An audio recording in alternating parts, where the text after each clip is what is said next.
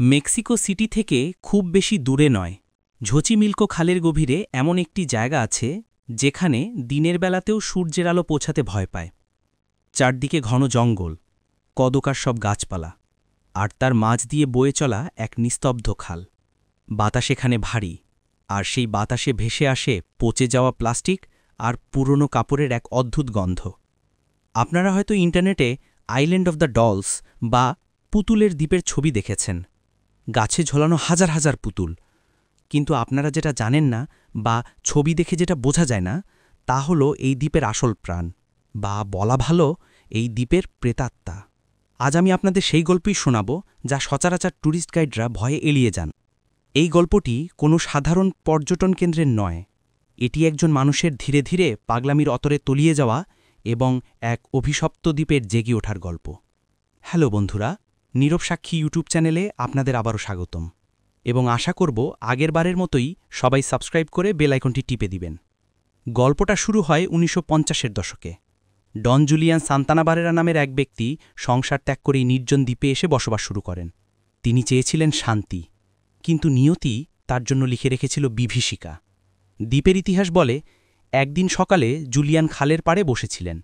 হঠাৎ তিনি শুনতে পান এক বাচ্চার আর্তনাদ। তিনি ছুটে যান এবং দেখেন একটি ছোট মেয়ে পানিতে ডুবে যাচ্ছে। জুলিয়ান আপ্রাণ চেষ্টা করেছিলেন, কিন্তু মেয়েটিকে বাঁচাতে পারেননি। তার চোখের সামনেই মেয়েটি খালের কালো পানিতে তলিয়ে যায়। এখান থেকেই গল্পের মোড় নেয়। মেয়েটি মারা যাওয়ার কিছুক্ষণ পরেই ঠিক সেই একই জায়গায় ভেসে আসে একটি পুতুল। জুলিয়ান মনে করেছিলেন এই পুতুলটি সাধারণ কোনো খেলনা নয়, এটি ওই মৃত মেয়েটির আত্মার প্রতিরূপ। তিনি পুতুলটি তুলে নেন এবং মেয়েটির আত্মার শান্তির জন্য সেটিকে একটি গাছে ঝুলিয়ে দেন। কিন্তু যেটা কেউ জানে না তা হল জুলিয়ান এরপর থেকে আর কখনো একা ছিলেন না। তিনি প্রতি রাতে ওই মৃত মেয়েটির ফিসফিসানি শুনতে পেতেন। মেয়েটি নাকি তাকে বলতো, আমি একা, আমাকে খেলার সাথী দাও। জুলিয়ানের মনে বদ্ধমূল ধারণা জন্মালো যে মেয়েটির আত্মা খুব ক্রুদ্ধ এবং অতৃপ্ত। তাকে শান্ত রাখতে হলে আরও পুতুল চাই। শুরু হলো এক অদ্ভুত এবং বিভৎস সংগ্রহ অভিযান। জুলিয়ান পাগলের মতো আবর্জনা ঘেটে খালের পচা পানি থেকে কুড়িয়ে আনতে লাগলেন একের পর এক পুতুল। তিনি কিন্তু সুন্দর নতুন পুতুল আনতেন না, তিনি আনতেন সেই সব পুতুল যাদের হাত নেই, পা ভাঙা, চোখ উপড়ে ফেলা কিংবা মাথা থেতলে গেছে। আপনারা যদি এখন সেই দ্বীপে যান, ভালো করে লক্ষ্য করলে দেখবেন পুতুলগুলোকে এমনি এমনি ঝোলানো হয়নি। ওগুলোকে এমনভাবে গাছে তারের বেড়ায় বেঁধে রাখা হয়েছে যেন মনে হয় ওরা আপনাকে দেখছে। রোদ, বৃষ্টি আর ঝড়ে পুতুলগুলোর চামড়া বা প্লাস্টিক গলে গিয়ে এক বিভৎস রূপ ধারণ করেছে। কারো কোটরাগত চোখ দিয়ে মাকড়সা বেরিয়ে আসছে, কারো পেটের ভেতর বাসা বেঁধেছে বিষাক্ত পোকামাকড়। সবচেয়ে অদ্ভুত ব্যাপার হল, স্থানীয় কৃষকরা দাবি করেন এই পুতুলগুলোর নাকি প্রাণ আছে।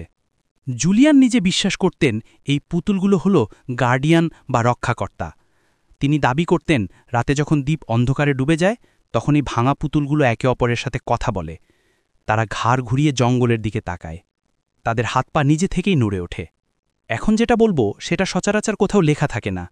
জুলিয়ান সান্তানা তার জীবনের শেষ ৫০ বছর এই দ্বীপে কাটিয়েছেন। এই দীর্ঘ সময় তিনি বাইরের জগতের সাথে প্রায় সব যোগাযোগ বিচ্ছিন্ন করে ফেলেছিলেন। কেন জানেন? শোনা যায় জুলিয়ান পুতুলগুলোকে শুধু ঝোলাতেন না, তিনি তাদের যত্ন করতেন এক অদ্ভুত উপায়ে। তিনি তাদের নাম দিতেন, তাদের সামনে খাবার ধরতেন, এমনকি তাদের সাথে ঘণ্টার পর ঘণ্টা কথা বলতেন। তিনি বিশ্বাস করতেন দ্বীপের চারপাশে অশুভ শক্তি ঘুরে বেড়ায়, আর এই পুতুলগুলো সেই শক্তিকে আটকে রেখেছে। স্থানীয়দের মধ্যে একটি প্রচলিত কথা আছে, জুলিয়ান নাকি ধীরে ধীরে ওই মৃত মেয়েটির দ্বারা বশীভূত হয়ে গিয়েছিলেন। শেষের দিকে জুলিয়ান আর নিজের মতো করে চিন্তা করতে পারতেন না। তিনি যা করতেন সবটাই ছিল ওই অদৃশ্য শক্তির নির্দেশে। তিনি বলতেন পুতুলগুলো তার উপর রেগে আছে, কারণ তিনি তাদের যথেষ্ট সম্মান দিচ্ছেন না। ভাবুন তো, একজন মানুষ হাজার হাজার চোখবিহীন পুতুলের মাঝখানে বসে আছে আর ভাবছে ওরা তার উপর রাগ করেছে। এই মানসিক চাপ কত ভয়াবহ হতে পারে। ২০০১ সাল। জুলিয়ান সান্তানার বয়স তখন অনেক। তিনি তার ভাতিজাকে বলেছিলেন জলের তলা থেকে মৎস্যকন্যারা বা আত্মারা তাকে ডাকছে, তারা তাকে নিয়ে যেতে চায়। সবাই ভেবেছিল এটি বুড়ো মানুষের প্রলাপ, কিন্তু এর কিছুদিন পরেই ঘটে সেই চূড়ান্ত ঘটনা। যে জায়গায় 50 বছর আগে সেই ছোট মেয়েটি ডুবে মারা গিয়েছিল, ঠিক সেই একই জায়গায় একই খালের ঘাটে পাওয়া যায় জুলিয়ান সান্তানার মৃতদেহ। হার্ট অ্যাটাক নাকি অন্য কিছু? ডাক্তারি রিপোর্টে বলা হয় হার্ট অ্যাটাক, কিন্তু দ্বীপের আশেপাশের মানুষরা বিশ্বাস করে পুতুলরা তাদের কাজ শেষ করেছে। মেয়েটির আত্মা শেষ পর্যন্ত তার খেলার সাথীকে নিজের কাছে নিয়ে গেছে। জুলিয়ানের মৃত্যু ছিল এক অদ্ভুত চক্রপূরণ, যেখানে শুরু সেখানেই শেষ। আজ জুলিয়ান নেই, কিন্তু তার রেখে যাওয়া হাজার হাজার পুতুল এখনও সেই দ্বীপে ঝুলে আছে। পর্যটকরা সেখানে যান, ছবি তোলেন, কিন্তু একটা অলিখিত নিয়ম আছে সেখানে। আপনি যদি সেখানে যান, আপনাকে অবশ্যই একটি উপহার বা পুতুল নিয়ে যেতে হবে সেই দ্বীপের বাসিন্দাদের জন্য। অনেকে বলে নৌকায় করে দ্বীপের পাশ দিয়ে যাওয়ার সময় তারা পুতুলদের চোখের মণি নড়তে দেখেছে। কেউ কেউ বলে তারা স্পষ্ট শুনেছে পুতুলগুলো ফিসফিস করে বলছে, আমাদের এখানে রেখে যেও না। সত্যিই কি সেখানে কোনো আত্মা আছে, নাকি পুরোটাই বাতাসের শব্দ আর মানুষের মনের ভুল?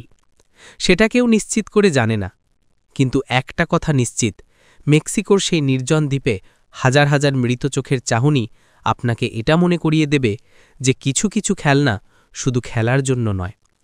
লা ইসলা দে লাস মুনিয়াকাস আজও অপেক্ষা করছে, হয়তো নতুন কোনো দর্শনার্থীর জন্য, কিংবা হয়তো নতুন কোনো খেলার সাথীর জন্য। বন্ধুরা, আপনারাও কখনো সুযোগ পেলে যেতে চাইবেন এই নির্জন দ্বীপে? তাহলে কমেন্ট করে জানিয়ে দিন। ভিডিওটি ভালো লাগলে লাইক করবেন। আপনাদের কোনো প্রিয় বন্ধুকে শেয়ার করুন যে এই ধরনের গল্প শুনতে পছন্দ করে। এবং এরকম আরও অজানা সব তথ্য জানতে চাইলে চ্যানেলটি সাবস্ক্রাইব করার অনুরোধ রইল। ধন্যবাদ। দেখা হচ্ছে পরের কোনো ভিডিওতে।